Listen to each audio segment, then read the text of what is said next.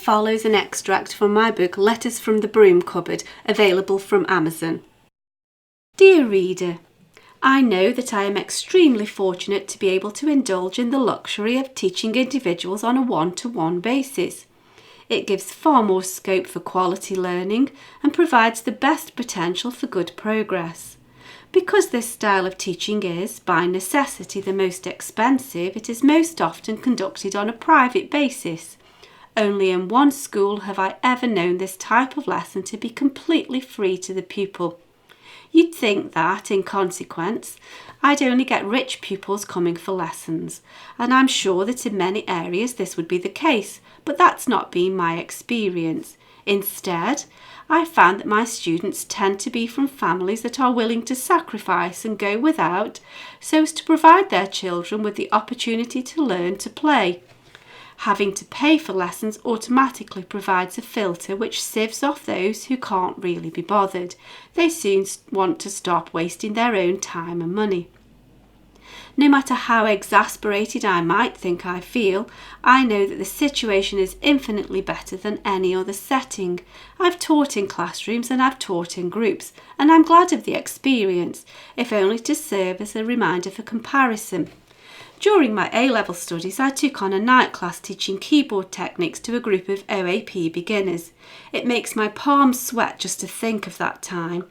The vast majority of the group were completely beginners, and just a couple were technically advanced, if only in their own opinion. The whole concept was unworkable from every point of view, but I had my bread to earn and a term to fill. Even if I say so myself, I did a good job of arranging short pieces of music into basic chord shapes for the beginners, simple melody lines for the slightly more knowledgeable, and a combination of left and right hand material for the more advanced. The idea was that, after initial explanation and demonstration, they could each practice their own part with headphones on as I walked around the room and helped out where needed. After a while, the plan was to overlay all of the parts and make a keyboard orchestra. Whilst in principle this was and is feasible, it was actually the stuff of nightmares. I hadn't thought to reckon with a general inability to count up to 4, and I didn't factor into the equation the overbearing personality of certain individuals. I know from personal experience that counting to 4 isn't as easy as it might at first seem. When the person on your left has to fit in 8 quavers and the person on your right needs to play 2 minims to your steadily held 4-beat semi-breve, it can be nigh on impossible to stay put. Instead, there is an uncontrollable urge to rush in and join the crowd. Even after rearranging the keyboards into groups, safety in numbers, a steady tempo of 4 was out of their reach. Generally speaking, they were just so thrilled at the joy of their own performance that they were deaf to the other players. Actually, that's not quite accurate. If only they were deaf to the other players and had stuck to their own music. What they were deaf to were my entreaties and directions. Why on earth was I standing at the front and waving my arms about? Nobody was watching. Over time, progress did take place, and in some small measure there was a glimmer of hope for success. The effect wouldn't have been too displeasing if the overall sound wasn't drowned out by one particular performer, an old man named Gerald. Gerald had become a constant companion to my thoughts. He had a certain amount of technical skill, but he had far too bloated an opinion of himself and his abilities. I rather think that he was expecting to change places with me at short notice. He was unfortunately hampered by the fact that he had an irregular sense of timing and was seemingly hard of hearing.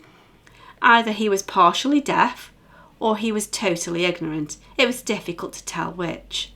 Unfortunately, there was a single decrepit electric organ in the room, and Gerald took possession of this at the first instance and refused to relinquish ownership ever afterwards.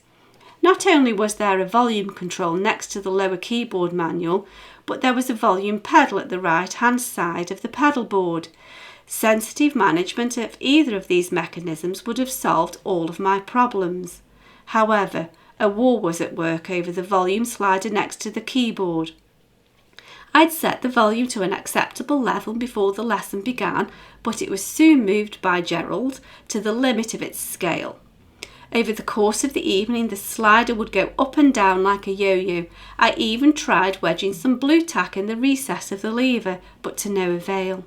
Gerald insisted on commandeering control and could only be content when the volume was up to full capacity. This in itself would have been bad enough, but it wasn't the sum total of the trouble that Gerald caused. Despite repeated attempts to explain that the pedal operated by the right foot was a volume control, the message somehow never got through, and he persisted in a technique similar to that of a wind-operated harmonium. Gerald's right foot pumped up and down in a rhythm steadier than any of his melody lines had ever displayed. The result was a bizarre blaring and receding of noise as his foot moved up and down.